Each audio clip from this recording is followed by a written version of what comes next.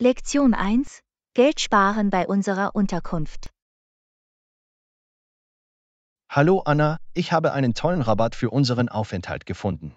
Es lohnt sich auf jeden Fall, davon Gebrauch zu machen. Hallo John. Das sind fantastische Neuigkeiten. Es ist immer gut, bei unserer Unterkunft Geld zu sparen. Auf jeden Fall. Es gibt uns mehr Flexibilität, die wir während unserer Reise für andere Erlebnisse ausgeben können. Ich stimme zu. Ein gutes Angebot an Unterkünften ermöglicht es uns, unser Budget mit Bedacht einzusetzen. Außerdem können wir das gesparte Geld für Aktivitäten oder für lokale Küche verwenden. Absolut. Die lokale Kultur durch Essen zu erleben, ist eine meiner Lieblingsbeschäftigungen auf Reisen. Das gleiche hier. Das Ausprobieren verschiedener Gerichte und Geschmacksrichtungen ist eine wunderbare Möglichkeit, in einen neuen Ort einzutauchen. Es ist erstaunlich, wie Essen ein Tor zum Verständnis der Traditionen und Geschichte einer Region sein kann. So wahr. Jeder Bissen kann eine Geschichte erzählen und bleibende Erinnerungen schaffen. Apropos Erinnerungen, hast du irgendwelche Tipps für tolle Reisefotos? Auf jeden Fall. Ein Tipp ist, beim Fotografieren verschiedene Blickwinkel und Perspektiven zu erkunden. Das ist ein toller Vorschlag. Es verleiht unserer Fotosammlung Abwechslung und visuelles Interesse. Ein weiterer Tipp ist, auf die richtige Beleuchtung zu warten. Natürliches Licht kann einen großen Unterschied in der Qualität des Fotos ausmachen. Ich stimme voll und ganz zu. Beleuchtung kann die Farben und die Stimmung eines Bildes verbessern. Und vergiss nicht, dich auch auf den Fotos mit einzubeziehen. Selfies oder die Bitte, jemanden zu bitten, ein Foto für dich zu machen, können großartige Erinnerungen schaffen. Das ist wahr. Es ist schön, ein paar Fotos mit uns zu haben, um uns an unsere Anwesenheit an diesen Orten zu erinnern. Absolut. Es verleiht unseren Reiseerinnerungen eine persönliche Note. Übrigens, haben Sie über das Transportmittel für unsere Reise nachgedacht? Ja, ich habe darüber nachgedacht, sowohl zu fliegen als auch mit dem Zug zu fahren. Das hängt von der Entfernung und unseren Vorlieben ab. Das ist ein gutes Argument. Fliegen ist schneller, aber eine Zugfahrt kann landschaftlich reizvoller und gemächlicher sein. Exakt. Es lohnt sich, die Vor- und Nachteile jeder Option abzuwägen, bevor Sie eine Entscheidung treffen. Einverstanden. Manchmal kann die Reise selbst genauso angenehm sein wie das Ziel. Das ist eine schöne Art, es auszudrücken. Die Reise birgt ihren eigenen Zauber und ihre eigenen Entdeckungen. Absolut. Es geht darum, das Abenteuer anzunehmen und das Beste aus jedem Moment herauszuholen. Gut gesagt. Lassen Sie uns diese Reise unvergesslich machen, mit tollen Rabatten, tollen Fotos und wunderbaren Erlebnissen. Ich könnte nicht mehr zustimmen. Auf eine fantastische Reise voller Freude, Entdeckungen und schöner Erinnerungen. Prost darauf! Mögen unsere Reisen voller Aufregung, neuer Verbindungen und unvergesslicher Momente sein. Lektion 2: Vorbereitung und Dokumentation. Hallo Anna, sollten wir irgendwelche Dokumente oder Referenzen für unser morgiges Treffen mitbringen? Hallo John. Ja, es ist eine gute Idee, zusätzliche Materialien mitzubringen, nur für den Fall, dass wir sie benötigen. Das macht Sinn. Es ist immer besser, vorbereitet zu sein und alles, was wir brauchen, griffbereit zu haben. Absolut. Zusätzliche Dokumente können uns mehr Kontext und Unterstützung während des Treffens bieten. Außerdem zeigt es, dass wir uns die Mühe gegeben haben und bereit sind, zur Diskussion beizutragen. Exakt. Es zeigt unsere Professionalität und Liebe zum Detail. Haben Sie Empfehlungen, welche spezifischen Dokumente wir mitbringen sollten? Nun, das hängt vom Zweck des Treffens ab. Es ist wichtig, die Tagesordnung zu überprüfen und festzustellen, ob bestimmte Materialien erwähnt werden. Das ist ein gutes Argument. Die Tagesordnung wird uns eine klare Vorstellung von den Themen geben, die behandelt werden. Darüber hinaus ist es immer hilfreich, eine Kopie aller relevanten Berichte, Forschungsergebnisse oder Daten zu haben, die besprochen werden könnten. Ich stimme zu. Wenn wir diese Ressourcen jederzeit zur Verfügung haben, können wir während des Treffens auf sie zurückgreifen. Es ist auch eine gute Idee, einen Notizblock und einen Stift mitzubringen, um während der Diskussion Notizen zu machen. Auf jeden Fall. Das Aufzeichnen von Notizen hilft uns, engagiert zu bleiben und wichtige Informationen zu behalten. Außerdem zeigt es, dass wir das Meeting schätzen und alle wichtigen Punkte oder Aktionspunkte festhalten möchten. Absolut. Es geht darum, proaktiv zu sein und unser Engagement für die Ziele des Treffens unter Beweis zu stellen. Gibt es noch etwas, das wir deiner Meinung nach mitbringen sollten? Nun, es könnte hilfreich sein, einige zusätzliche Kopien unserer eigenen Dokumente zur Verfügung zu haben, um sie bei Bedarf zu verteilen. Das ist ein toller Vorschlag. Es stellt sicher, dass alle an der Besprechung Beteiligten Zugriff auf dieselben Informationen haben. Exakt. Es fördert die Transparenz und fördert die Zusammenarbeit zwischen den Teilnehmern.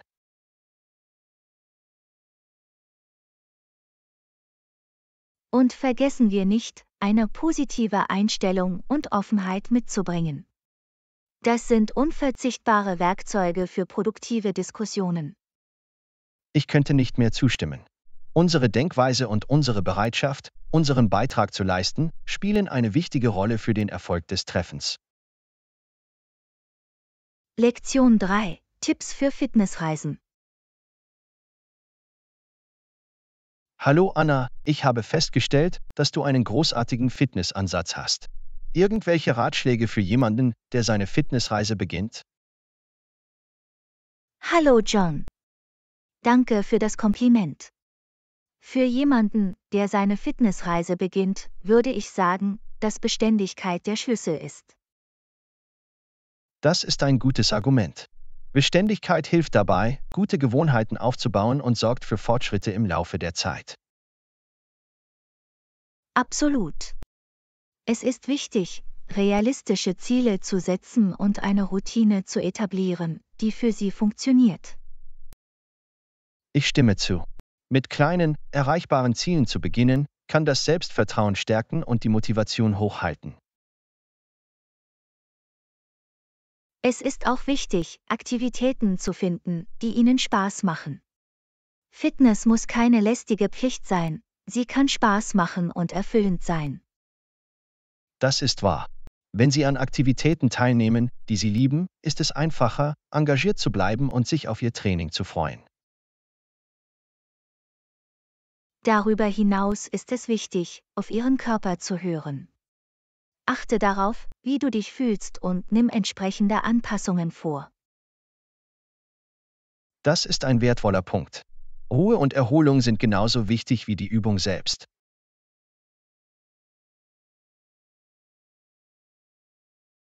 Absolut.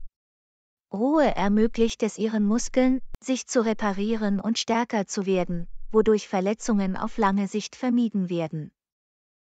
Haben Sie Vorschläge, wie Sie gesunde Essgewohnheiten in Ihre Fitnessreise integrieren können? Ja, Ernährung spielt eine wichtige Rolle bei der Erreichung von Fitnesszielen.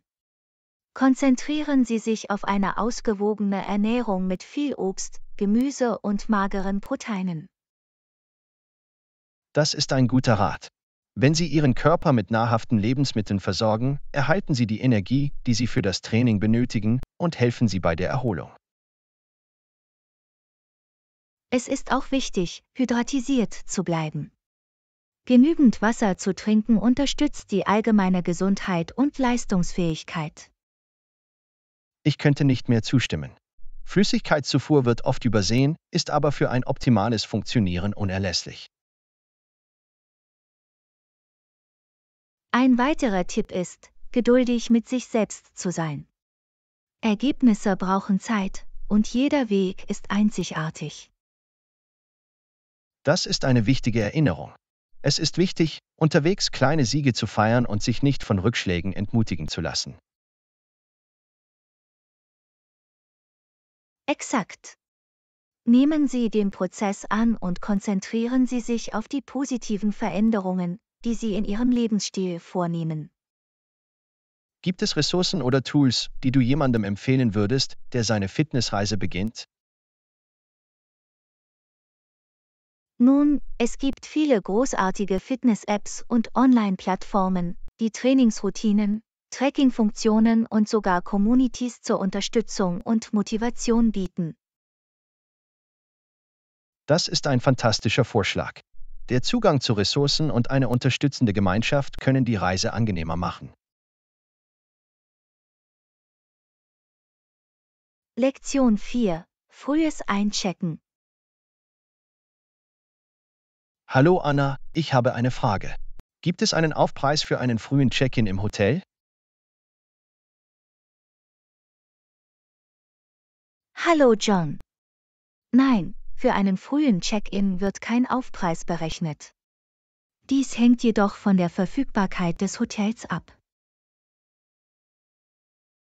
Das ist gut zu wissen. Ich schätze Hotels, die flexibel in Bezug auf die Check-in-Zeiten sind. Es kann das Reiseerlebnis komfortabler machen.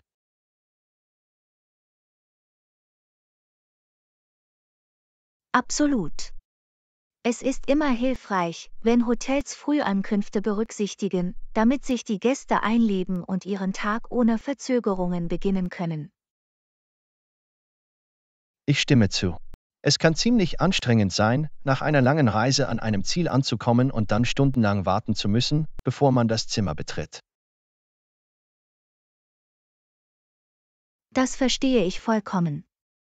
Reisemüdigkeit ist real, und die Möglichkeit, früh einzuchecken, kann einen großen Unterschied in der Zufriedenheit der Gäste ausmachen. Auf jeden Fall.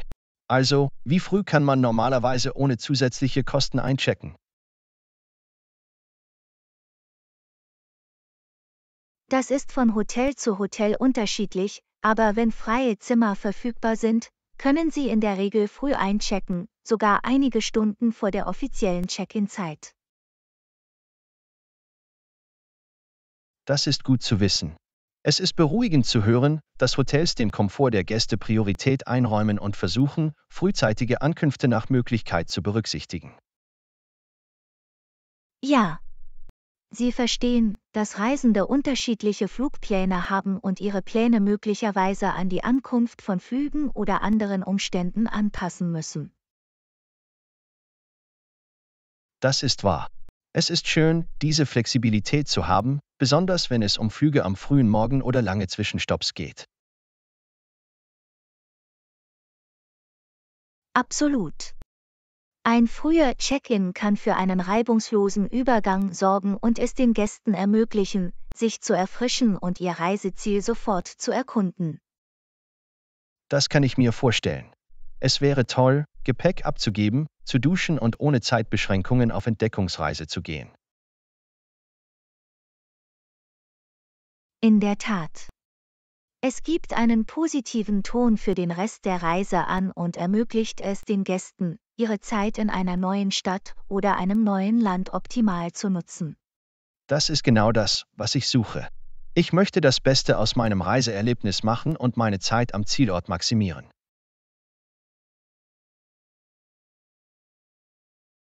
Das verstehe ich vollkommen.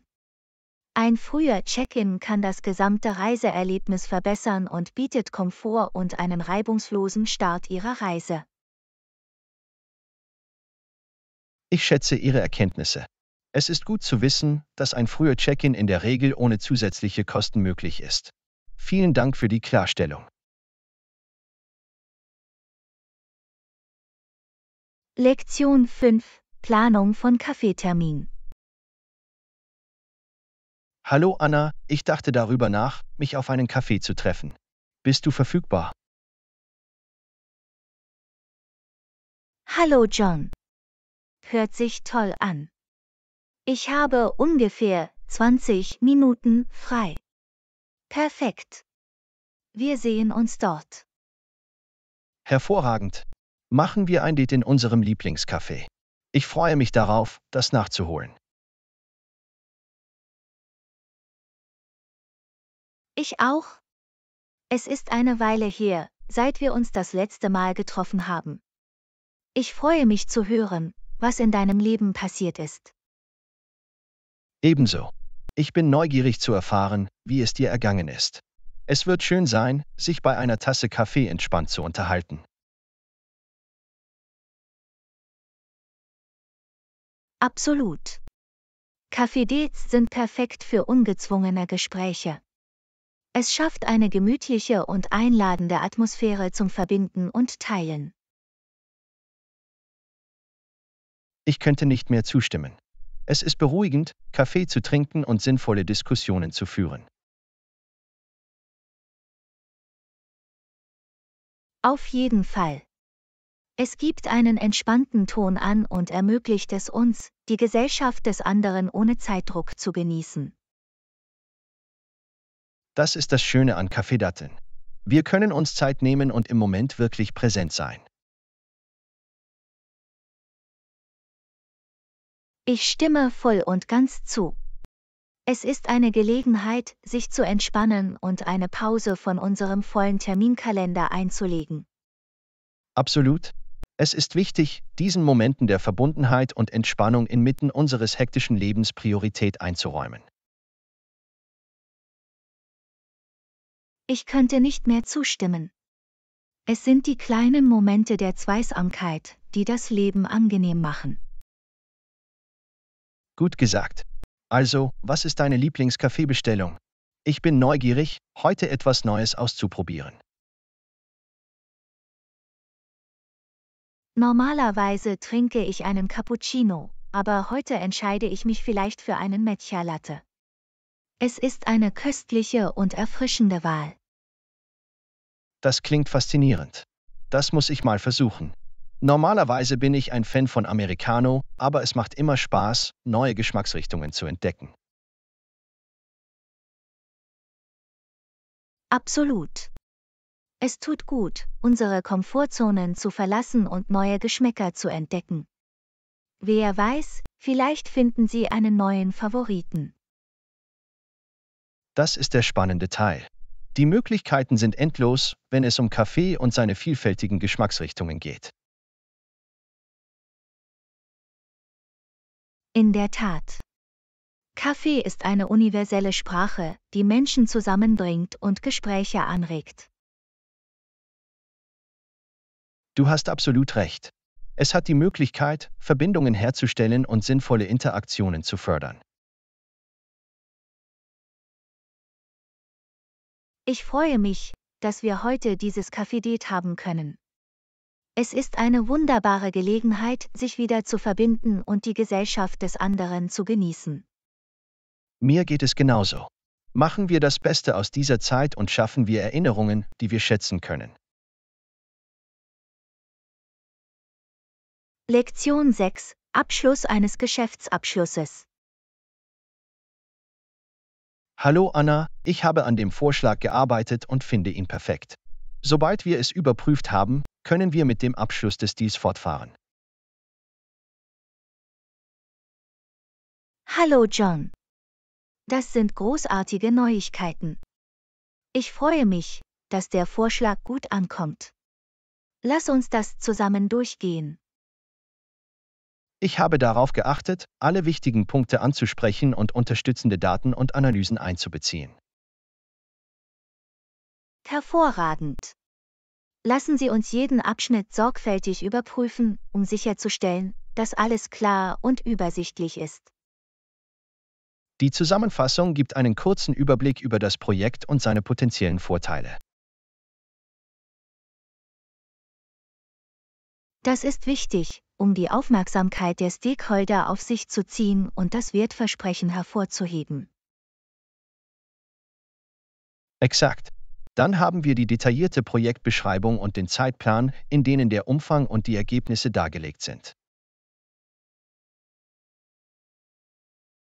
Es ist wichtig, ein umfassendes Verständnis der Projektinhalte und des voraussichtlichen Zeitplans zu vermitteln. Ich habe auch einen Abschnitt zur Budget- und Kostenanalyse hinzugefügt, um die finanzielle Machbarkeit zu demonstrieren. Dies ist wichtig, damit die Interessengruppen die erforderlichen Investitionen und die potenzielle Kapitalrendite beurteilen können. Darüber hinaus habe ich eine Risikobewertung vorbereitet, in der potenzielle Herausforderungen und Strategien zur Minderung identifiziert wurden. Das ist großartig. Das zeigt, dass wir mögliche Hindernisse gründlich geprüft haben und Pläne haben, sie zu überwinden. Schließlich habe ich einen Abschnitt über den Implementierungs- und Überwachungsprozess aufgenommen, um eine erfolgreiche Ausführung sicherzustellen. Die Überwachung der Fortschritte und die Durchführung von Anpassungen sind entscheidend, um die gewünschten Ergebnisse zu erzielen. Sobald wir den Vorschlag gemeinsam geprüft haben, werden wir meiner Meinung nach bereit sein, ihn den Entscheidungsträgern vorzulegen. Einverstanden. Wir wollen sicherstellen, dass das Dokument ausgefeilt und überzeugend ist, bevor wir diesen Schritt tun. Nachdem wir den Vorschlag fertiggestellt haben, können wir ein Treffen mit den Interessengruppen vereinbaren, um ihn ausführlich zu erörtern. Das ist der nächste Schritt. Wir werden Gelegenheit haben, alle Fragen oder Bedenken zu beantworten, die Sie möglicherweise haben. Es ist wichtig, darauf vorbereitet zu sein, Ihre Anfragen zu beantworten und bei Bedarf zusätzliche unterstützende Informationen bereitzustellen. Absolut. Ihre Fragen zu antizipieren und die notwendigen Daten bereit zu haben, wird unsere Position stärken. Sobald wir den Vorschlag vorgelegt haben, können wir Verhandlungen aufnehmen, um eine für beide Seiten vorteilhafte Einigung zu erzielen. Die Verhandlungen werden es uns ermöglichen, die Bedingungen zu verfeinern, um eine erfolgreiche Partnerschaft sicherzustellen. Und wenn alles gut geht, können wir den Deal abschließen und die erforderlichen Verträge unterzeichnen. Das ist das ultimative Ziel. Wir sind fast da, und ich bin zuversichtlich, dass wir diese Partnerschaft sichern können. Vielen Dank für Ihre Zusammenarbeit und Ihr Fachwissen. Ihr Beitrag war während dieses gesamten Prozesses von unschätzbarem Wert. Lektion 7: Sicherheitscheck am Flughafen. Hallo Anna, bist du bereit für den Sicherheitscheck? Hallo John. Ja, das bin ich. Ich habe darauf geachtet, meine Flüssigkeiten in einer durchsichtigen Plastiktüte zu verpacken. Das ist wichtig. Denken Sie daran, Ihre Tasche zusammen mit Ihrer Jacke und Ihrer Elektronik in das Tablett zu legen. Richtig, das mache ich. Ich denke auch daran, meine Schuhe auszuziehen. Es ist für die Sicherheitsüberprüfung notwendig. Gute Arbeit. Es beschleunigt den Prozess und gewährleistet eine gründliche Inspektion. Ich ziehe auch alle Metallaccessoires wie Gürtel und Schmuck aus, um zu vermeiden, dass der Metalldetektor ausgelöst wird. Das ist eine kluge Entscheidung. Das spart Zeit und verhindert unnötige Verzögerungen. Ich lege meinen Laptop und andere elektronische Geräte in ein separates Fach, um das Scannen zu erleichtern. Hervorragend. Es ermöglicht dem Sicherheitspersonal einen klaren Blick auf die Elektronik. Ich bin froh, dass ich meine Toilettenartikel in Behälter in Reisegröße verpackt habe, um die Flüssigkeitsbeschränkungen einzuhalten. Das ist ein kluger Schachzug. Es ist wichtig, die Vorschriften zu befolgen, um Probleme zu vermeiden. Ich werde sicherstellen, dass mein Reisepass und meine Bordkarte für die Identifikationskontrolle leicht zugänglich sind. Das ist entscheidend. Bewahren Sie sie an einem sicheren, aber leicht zugänglichen Ort auf. Ich werde bereit sein, meine Jacke auszuziehen und sie in ein Tablett zu legen, wenn das Sicherheitspersonal dies verlangt. Das ist richtig. Folgen Sie Ihren Anweisungen, um einen reibungslosen Ablauf zu gewährleisten. Ich achte auch auf verbotene Gegenstände in meinem Handgepäck, wie zum Beispiel scharfe Gegenstände oder Flüssigkeiten, die das Limit überschreiten. Absolut. Es ist wichtig, die Liste der verbotenen Gegenstände vor Reiseantritt zu überprüfen. Ich habe auch meinen Laptop und andere elektronische Geräte so verpackt, dass sie zur Inspektion leicht entfernt werden können. Das ist eine gute Strategie. Es hilft, die Sicherheitskontrolle zu rationalisieren. Lektion 8: Einkaufstipps. Hallo Anna, ich habe eine Idee. Wir können unsere Einkaufstipps teilen. Hallo John. Das klingt großartig. Ich bin immer auf der Suche nach nützlichen Einkaufstipps. Ein Tipp, den ich habe, ist, eine Liste zu erstellen, bevor ich in den Laden gehe. Es hilft, konzentriert zu bleiben und Impulskäufe zu vermeiden. Das ist eine gute Idee. Eine Liste hält uns organisiert und stellt sicher, dass wir das bekommen, was wir brauchen. Ein weiterer Tipp ist, Preise zu vergleichen und nach Angeboten zu suchen. Es ist ratsam, sich umzuschauen und das beste Preis-Leistungs-Verhältnis zu finden. Absolut. Wenn wir verschiedene Geschäfte oder Online-Plattformen überprüfen, können wir viel Geld sparen. Ich finde es auch hilfreich, Produktbewertungen zu lesen, bevor ich einen Kauf tätige. Es gibt Einblicke in die Qualität und Leistung. Das ist ein kluger Schachzug. Bewertungen liefern wertvolle Informationen aus den Erfahrungen anderer Kunden. Wenn es um Kleidung geht, empfehle ich, Dinge vor dem Kauf anzuprobieren. Es hilft, die richtige Passform zu gewährleisten. Ich stimme zu. Die Größen können je nach Marke variieren, daher ist es wichtig, Kleidung anzuprobieren, um Enttäuschungen zu vermeiden. Ein weiterer Tipp für den Einkauf von Kleidung ist, in vielseitige Teile zu investieren, die kombiniert werden können. Das ist ein gutes Argument.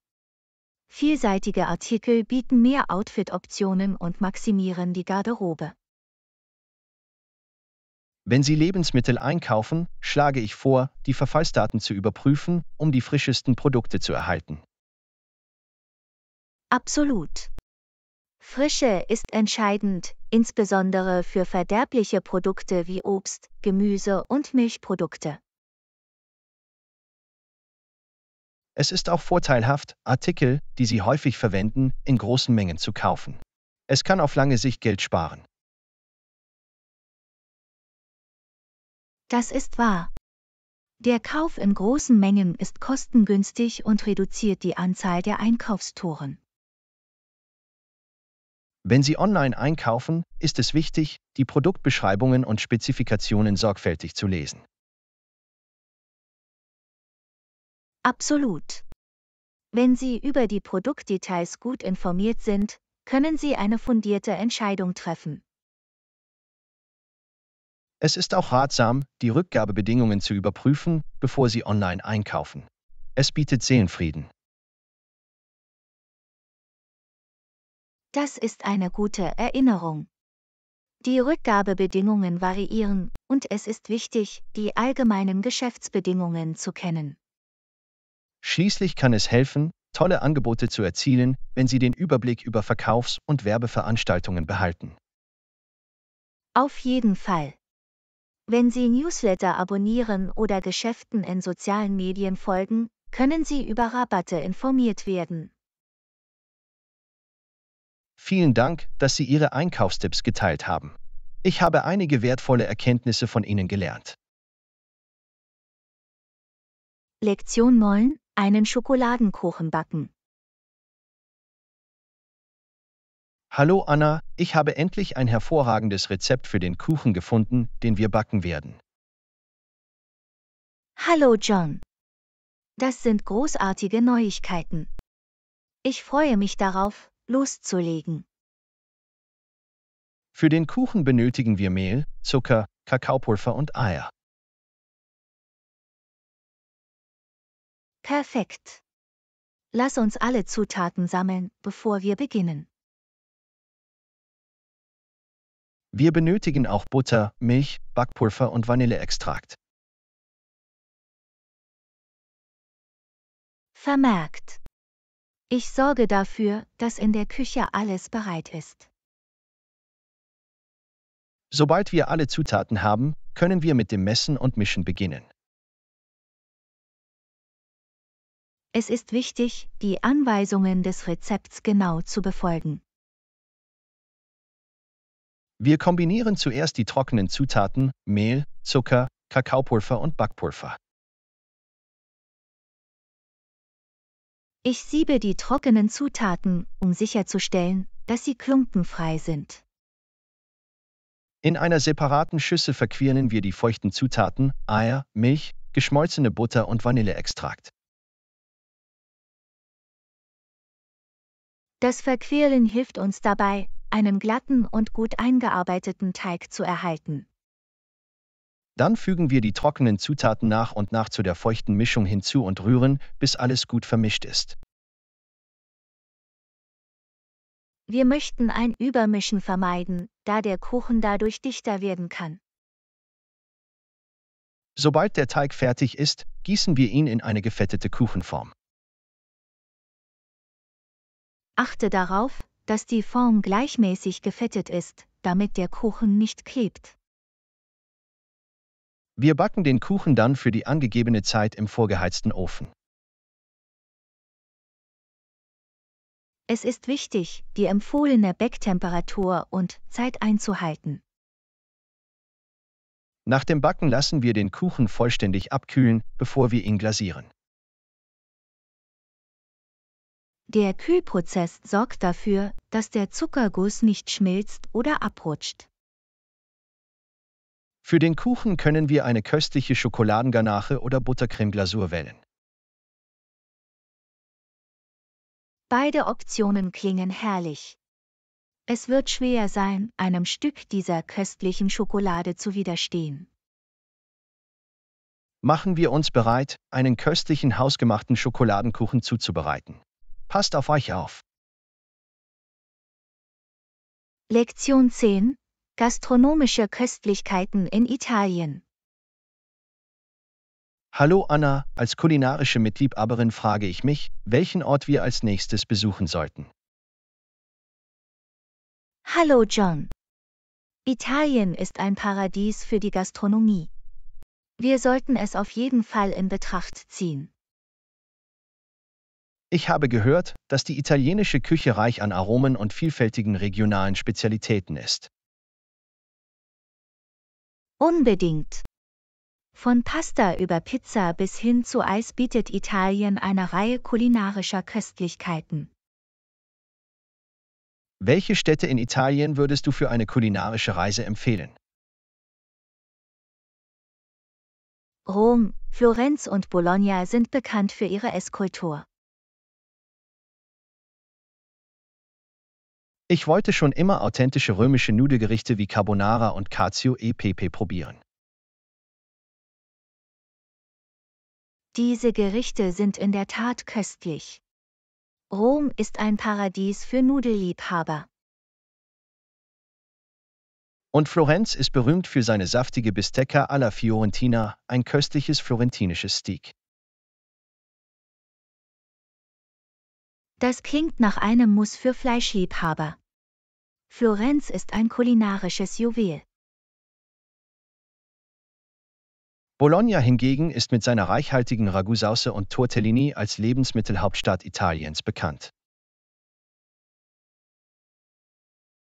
Ich kann mir die unglaublichen Aromen vorstellen, die uns in Bologna erwarten. Es ist ein wahres Feinschmecker-Reiseziel. Vergessen wir das Eis nicht. Wir werden die unwiderstehlichsten Eisläden in ganz Italien finden.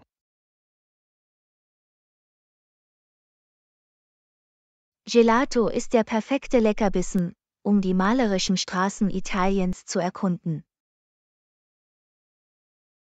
Wir können auch lokale Märkte erkunden und traditionelle italienische Zutaten probieren.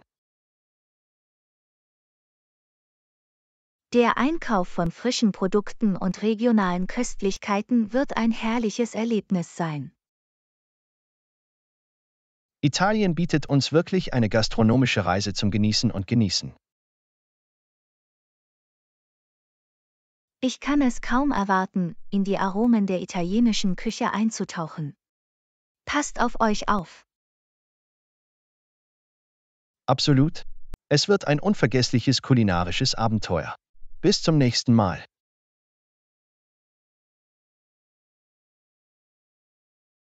Lektion 11: Organisiere deine Garderobe.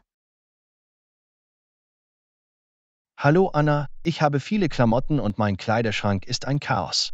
Irgendwelche Tipps zur Organisation? Hallo John. Ich kann definitiv helfen.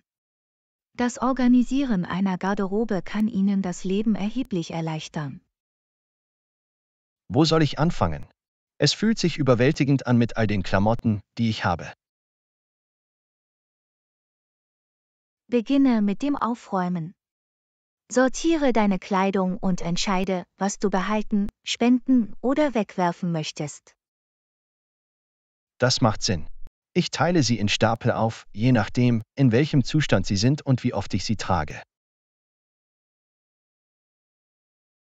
Wenn Sie einmal entrumpelt haben, sollten Sie erwägen, Ihre Kleidung nach Kategorien zu gruppieren.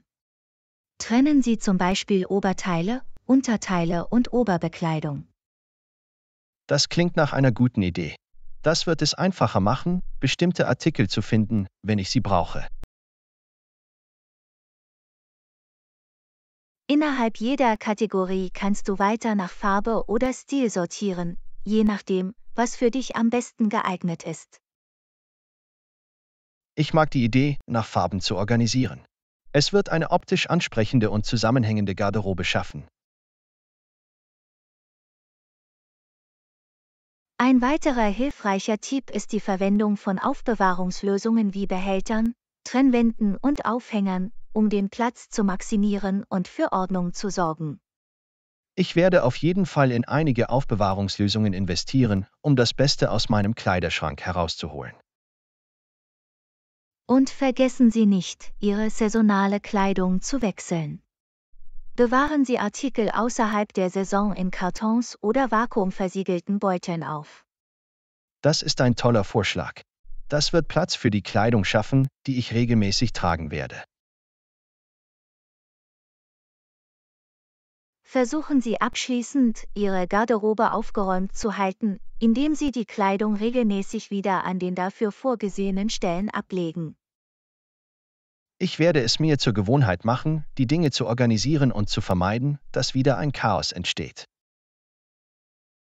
Wenn Sie diese Tipps umsetzen, haben Sie im Handumdrehen eine gut organisierte und funktionale Garderobe. Danke für deinen Rat. Ich freue mich darauf, meinen unordentlichen Kleiderschrank in eine organisierte Oase zu verwandeln. Lektion 12: Kündigungsklauseln in Verträgen. Hallo Anna, hast du jemals darüber nachgedacht, Kündigungsklauseln in Verträge aufzunehmen? Hallo John. Absolut, Kündigungsklauseln können Klarheit und Schutz für beide Parteien bieten. Das ist wahr. Sie beschreiben die Bedingungen, unter denen ein Vertrag gekündigt werden kann. Kündigungsklauseln können die Rechte und Pflichten jeder Partei im Falle einer Kündigung festlegen. Exakt. Sie können helfen, Streitigkeiten zu vermeiden und einen klaren Weg in die Zukunft aufzuzeigen.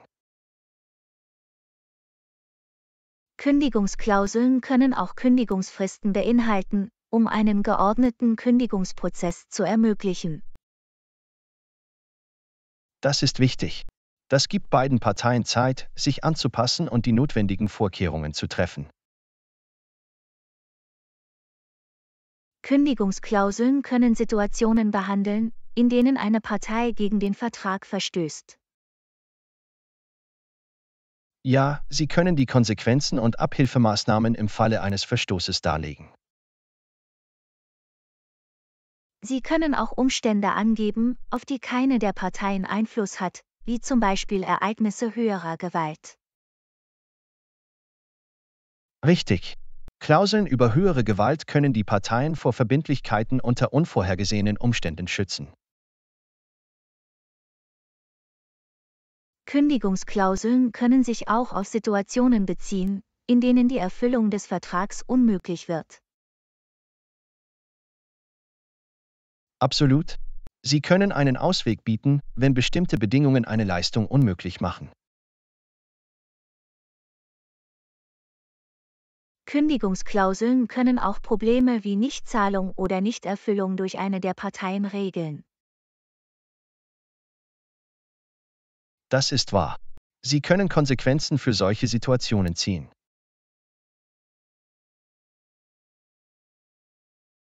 Kündigungsklauseln können Flexibilität bieten, indem sie Bedingungen für eine vorzeitige Kündigung oder Verlängerung enthalten.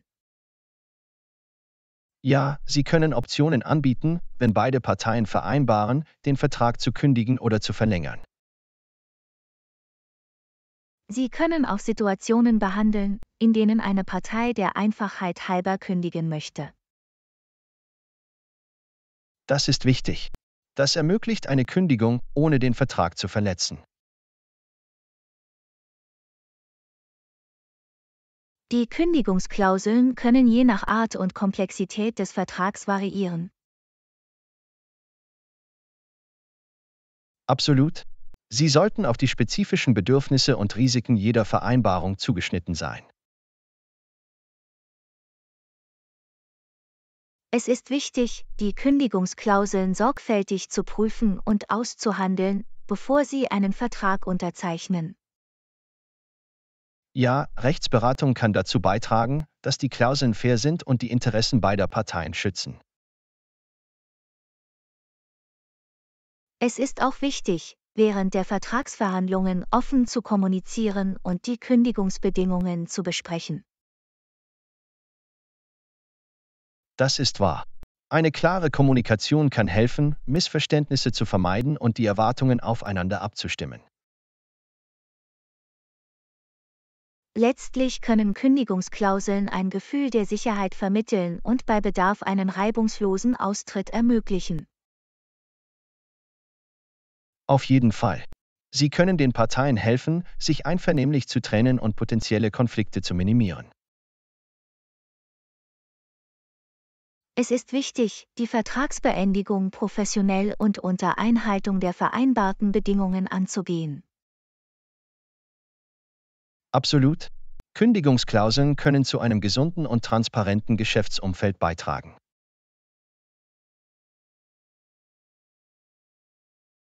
Lektion 13. Aufregende neue Smartphones. Hallo Anna, hast du die neuen Smartphones im Shop gesehen? Sie sehen toll aus. Hallo John. Ja, ich habe sie bemerkt. Die Designs sind elegant und modern. Unbedingt. Und die Displayqualität ist unglaublich. Die Farben sind so lebendig.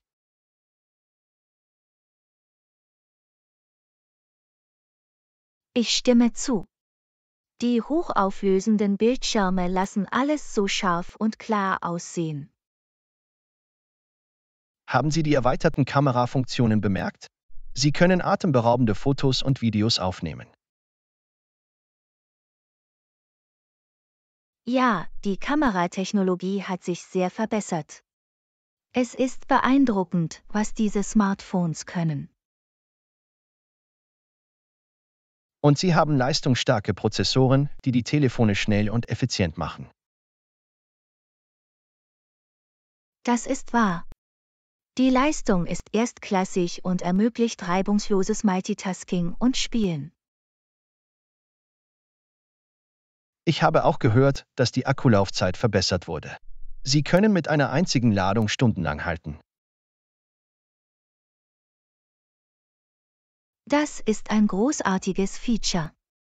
Es ist frustrierend, wenn Ihr Telefon schnell stirbt, besonders wenn Sie unterwegs sind. Absolut. Und diese neuen Smartphones unterstützen auch das Schnellladen, sodass Sie sie schnell wieder verwenden können.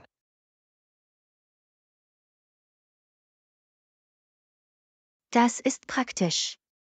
Schnelles Aufladen spart Zeit und stellt sicher, dass Sie nicht darauf warten müssen, dass Ihr Telefon aufgeladen wird.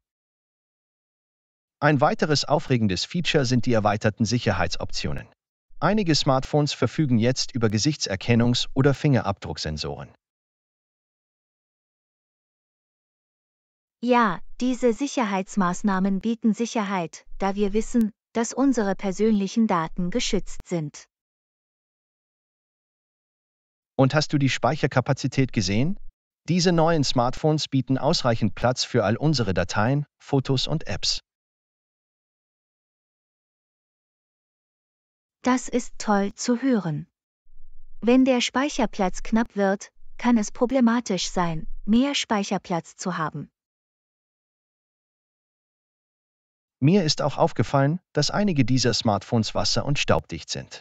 Sie können versehentlichem Verschütten oder Herunterfallen standhalten. Das ist eine nützliche Funktion, besonders für diejenigen von uns, die ein bisschen ungeschickt mit ihren Telefonen umgehen. Absolut. Es erhöht die Haltbarkeit und stellt sicher, dass die Telefone den Alltag bewältigen können. Ich habe auch gehört, dass diese Smartphones über erweiterte KI-Funktionen verfügen. Sie können uns bei verschiedenen Aufgaben unterstützen. Ja, die KI-Integration wird immer häufiger. Es ist faszinierend zu sehen, wie sich unsere Telefone anpassen und aus unserem Verhalten lernen können. Auf jeden Fall. Es ist, als hätten wir einen persönlichen Assistenten direkt in unserer Tasche. Die Anpassungsmöglichkeiten sind ebenfalls beeindruckend. Von Hintergrundbildern bis hin zu Themen können Benutzer ihre Smartphones einzigartig machen. Das ist ein lustiger Aspekt. Es ermöglicht uns, unserer Individualität Ausdruck zu verleihen und unsere Geräte zu personalisieren. Insgesamt bieten diese neuen Smartphones eine Vielzahl von Funktionen und Verbesserungen, die unseren Bedürfnissen und Vorlieben entsprechen. Das ist wahr. Die Fortschritte in der Smartphone-Technologie verbessern weiterhin unser tägliches Leben. Haben Sie also darüber nachgedacht, sich eines dieser neuen Smartphones zuzulegen? Ich bin definitiv versucht. Sie haben so viel zu bieten. Ich muss den Laden vielleicht noch einmal besuchen und mir das genauer ansehen. Das gleiche hier. Lassen Sie uns die Möglichkeiten erkunden und herausfinden, welche am besten zu uns passt. Klingt nach einem Plan. Tauchen wir ein in die spannende Welt der neuen Smartphones und finden wir das Perfekte für uns. Einverstanden. Es ist eine aufregende Zeit für Technologieenthusiasten wie uns. Machen wir das Beste daraus.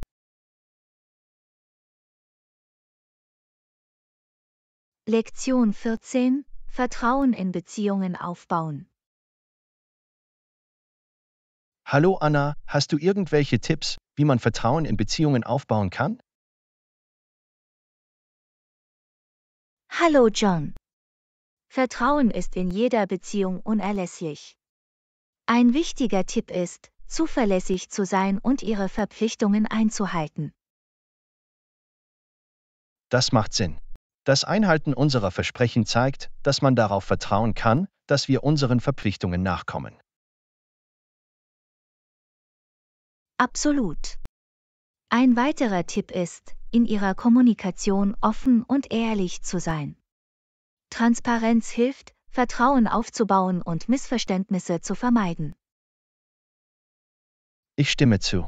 Unsere Gedanken und Gefühle offen zu äußern, schafft eine Grundlage für Vertrauen und Authentizität. Es ist auch wichtig, aktiv zuzuhören. Zeigen Sie echtes Interesse an dem, was die andere Person zu sagen hat, und bestätigen Sie Ihre Gefühle. Aktives Zuhören zeigt, dass wir die Perspektive der anderen Person schätzen und hilft, Vertrauen und Verständnis zu fördern. Ein weiterer Tipp ist, Grenzen zu respektieren. Es ist wichtig, die von der anderen Person gesetzten Grenzen zu respektieren und sie nicht über ihre Komfortzone hinaus zu drängen. Das Respektieren von Grenzen zeigt, dass uns das Wohlbefinden der anderen Person am Herzen liegt und fördert ein Gefühl von Vertrauen und Sicherheit. Vertrauen entsteht auch durch Beständigkeit. Wenn wir in unseren Worten und Handlungen konsequent sind, entsteht ein Gefühl der Zuverlässigkeit. Beständigkeit schafft ein vorhersehbares Umfeld, in dem sich die andere Person sicher fühlt und auf unser Verhalten vertrauen kann. Vertrauen ist eine Einbahnstraße. Es ist wichtig, auch anderen zu vertrauen. Geben Sie ihnen einen Vertrauensbonus, bis das Gegenteil bewiesen ist. Das ist ein gutes Argument. Anderen zu vertrauen ermöglicht zunächst die Entwicklung von gegenseitigem Vertrauen und stärkt die Beziehung. Der Aufbau von Vertrauen braucht Zeit, daher ist Geduld der Schlüssel. Es ist wichtig, das Vertrauen auf natürliche Weise wachsen zu lassen und den Prozess nicht zu überstürzen. Geduld ermöglicht es der Beziehung, sich in ihrem eigenen Tempo zu entwickeln und stellt sicher, dass eine solide Vertrauensbasis geschaffen wird. Entschuldigen Sie sich abschließend und machen Sie Wiedergutmachung, wenn Sie einen Fehler gemacht haben. Wenn Sie Verantwortung übernehmen, zeigen Sie, dass Sie die Beziehung schätzen und sich dafür einsetzen, Vertrauen zu gewinnen. Sich zu entschuldigen und Wiedergutmachung zu leisten, zeugt von Demut und der Bereitschaft, den entstandenen Schaden wiedergutzumachen und stärkt das Vertrauen. Vertrauen ist ein wertvolles Geschenk in jeder Beziehung. Es erfordert Anstrengung, Beständigkeit und gegenseitigen Respekt, um es aufzubauen und aufrechtzuerhalten. Absolut. Vertrauen bildet die Grundlage für starke und gesunde Beziehungen, die es ihnen ermöglichen, zu gedeihen und zu wachsen. Erinnern wir uns an diese Tipps und bauen wir weiterhin Vertrauen in unsere Beziehungen auf. Es ist eine lebenslange Reise, in die es sich zu investieren lohnt. Ich könnte nicht mehr zustimmen. Lassen Sie uns Vertrauen aufbauen und die Verbindungen, die wir haben, pflegen. Es ist die Grundlage für sinnvolle Beziehungen.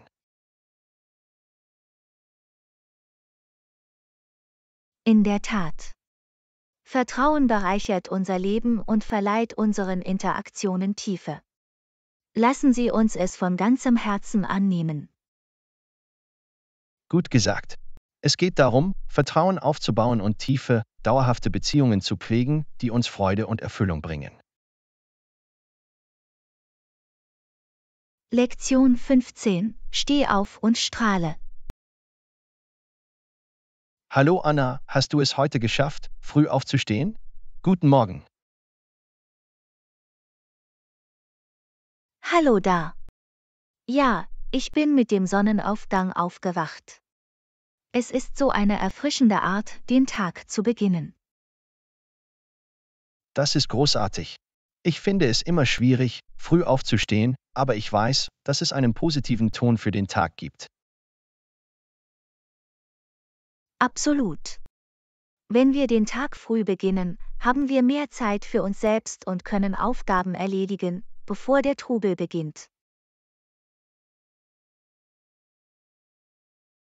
Ich stimme zu.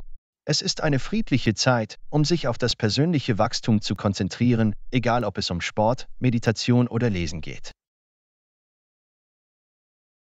Apropos Lesen, hast du Buchempfehlungen für die persönliche Entwicklung? Definitiv. Atomic Habits von James Clear ist eine hervorragende Wahl. Es bietet praktische Strategien, um gute Gewohnheiten aufzubauen und schlechte zu durchbrechen.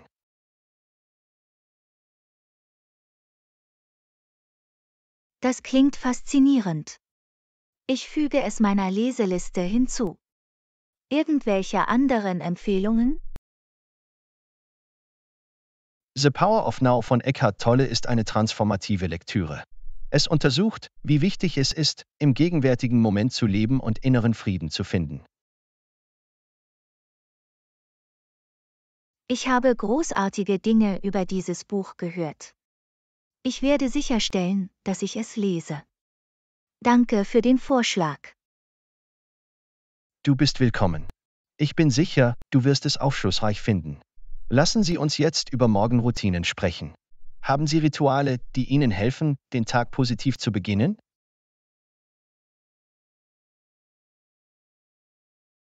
Unbedingt. Ich beginne gerne mit leichtem Dehnen und ein paar Minuten Meditation. Es hilft mir, meinen Kopf frei zu bekommen und meine Absichten für den Tag festzulegen. Das klingt nach einer friedlichen Art, sich zu zentrieren. Ich sollte auch etwas Dehnen in meine Routine integrieren.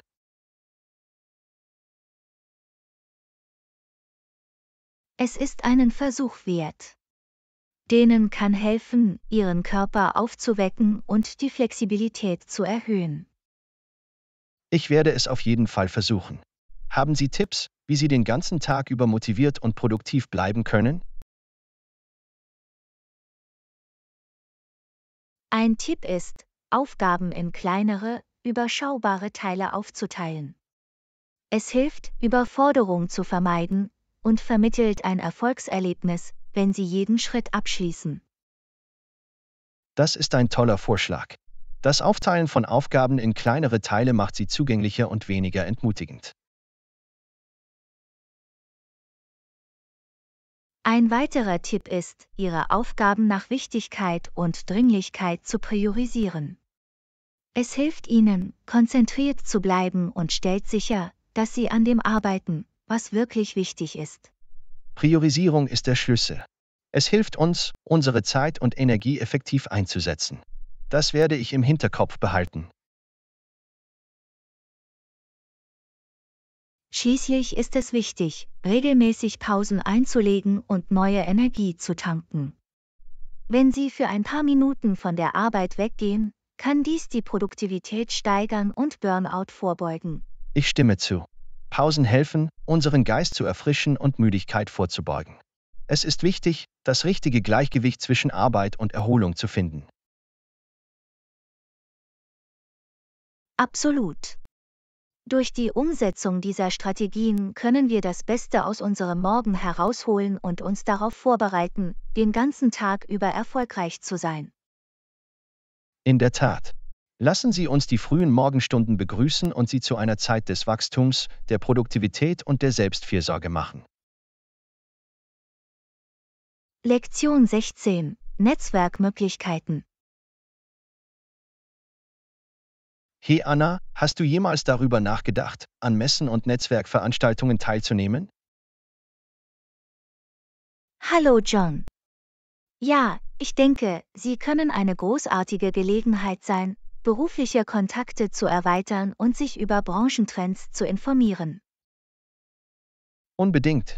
Auf Messen kommen häufig Experten und Unternehmen aus verschiedenen Branchen zusammen und bieten wertvolle Einblicke und Netzwerkmöglichkeiten.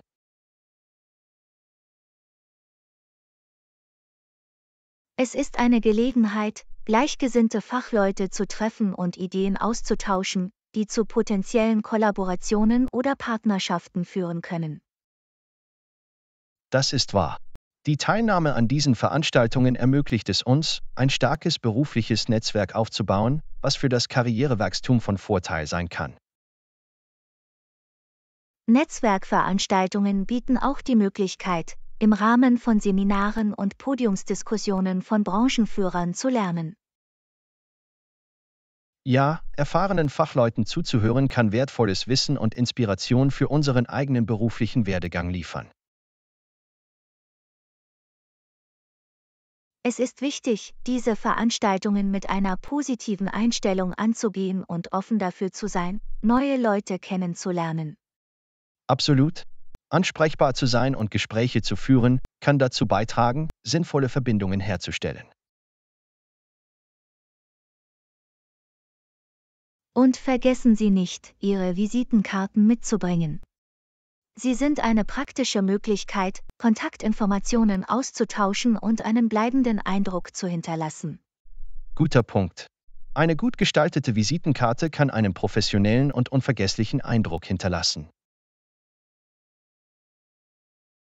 Darüber hinaus ist es hilfreich, einen Elevator-Pitch vorzubereiten, um sich und Ihre Arbeit kurz vorzustellen. Das ist dessen Ziel. Ein überzeugender Elevator-Pitch kann Interesse wecken und bei potenziellen Kontakten einen bleibenden Eindruck hinterlassen.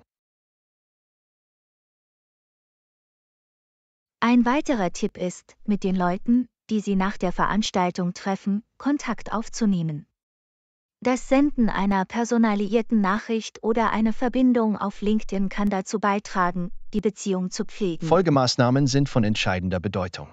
Dies zeigt Ihr echtes Interesse an der Aufrechterhaltung der Verbindung und kann zu zukünftigen Möglichkeiten führen. Absolut. Networking ist ein fortlaufender Prozess, daher ist es wichtig, engagiert zu bleiben und die Beziehungen, die Sie aufbauen, zu pflegen. Networking muss nicht auf persönliche Veranstaltungen beschränkt sein. Online-Plattformen und soziale Medien können auch wertvolle Tools sein, um Ihr berufliches Netzwerk zu erweitern. Das ist wahr. Virtuelle Netzwerke werden immer beliebter und ermöglichen es uns, mit Fachleuten auf der ganzen Welt in Kontakt zu treten.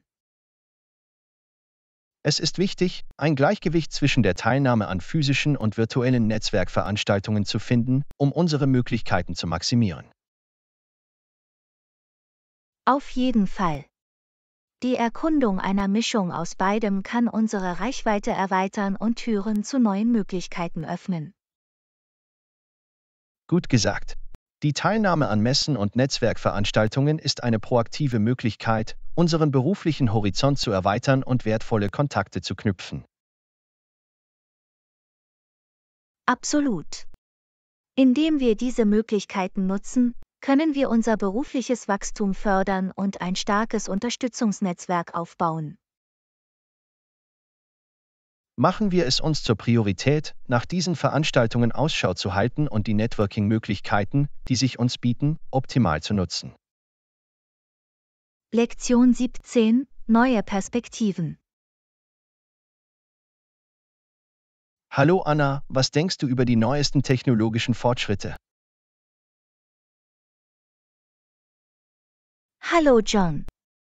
Ich finde die ständige Weiterentwicklung der Technologie faszinierend. Sie bietet neue Lösungen und Möglichkeiten für verschiedene Aspekte unseres Lebens. Unbedingt. Die neuesten Innovationen haben das Potenzial, Aufgaben zu vereinfachen und unsere Produktivität zu steigern. Es ist beeindruckend, wie Technologie Branchen wie Gesundheitswesen, Bildung und Kommunikation verändert hat. In der Tat. Es hat die Gesundheitsversorgung durch Telemedizin zugänglicher gemacht und die Lernerfahrungen durch Online-Bildungsplattformen verbessert. Ich stimme zu.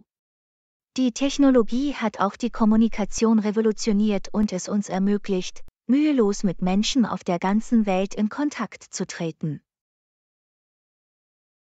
Der Aufstieg von Social Media und Messaging-Apps hat es einfacher gemacht, unabhängig von der Entfernung mit Freunden und Familie in Verbindung zu bleiben.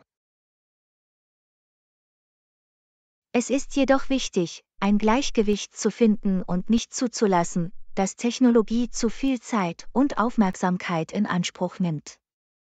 Das ist wahr. Ein gesundes Verhältnis zur Technologie zu finden, ist für die Aufrechterhaltung eines ausgewogenen Lebensstils unerlässlich. Absolut.